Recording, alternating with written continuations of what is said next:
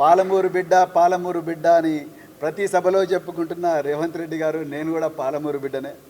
మీరు ఒకవైపు మరి శృతి మెత్తగా నన్ను పొగడుతూనే మరోవైపు నన్ను చాలా శృతి మెత్తగానే వార్నింగ్ ఇస్తున్నారు మీరు.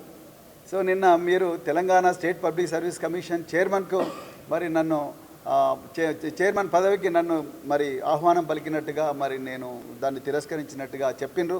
మరి నేను మళ్ళీ చెప్తున్నా, నేను తిరస్కరించిన మాట వాస్తవమే. నేను ప్రజాక్షేత్రంలో ఉండాలనుకున్నా. సో ఇది వాస్తవమే. ఉండదలుచుకోలేదు. చాలామంది అన్నారు, ఎంత ప్యాకేజ్ తీసుకున్నావు కేసీఆర్ దగ్గర అని అంటా ఉన్నారు సోషల్ మీడియాలో. ఎంత ప్యాకేజ్ తీసుకొని పోతున్నావు మిత్రులారా. నేను మళ్ళీ చెప్తున్నా, ప్యాకేజీ తీసుకుంటానైతే నేను అధికార పార్టీ దగ్గరనో రేవంత్ రెడ్డి దగ్గర ఆయన గిరిచిన గేట్ల దగ్గర కూర్చొని మరి ఆ సీట్లలో కూర్చునేటోని ప్యాకేజీల కోసం వచ్చినోని కాదు. ఒక అభివృద్ధి, తెలంగాణను పునర్నిర్మాణం చేయడానికి ఒక యజ్ఞంలో భాగస్వామి కావడానికి వచ్చిన, అంతే తప్ప ప్యాకేజీల దృష్టితో ఇక్కడికి వచ్చినామని కాదు. అట్లని నాకు ఆస్తులన్నీ వచ్చినాయి, ఆ దొంగ ఆస్తులన్నీ మరి రక్షించుకుందామని చెప్పి భయంతో నేను పోయిన పిరికి పందను కాదు, స్వార్థపరుణ్ణి కాదు. నేను అన్నీ వదులుకొని, ఉద్యోగాన్ని వదులుకొని నేను రాజకీయ రంగంలోకి వచ్చిన.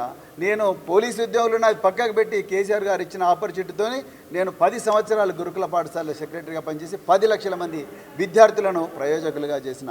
నాకు పైసలు అవసరం లేదు, అలా ప్రజాసేవనే ముఖ్యం అని చెప్పి ఇక్కడికి వచ్చిన.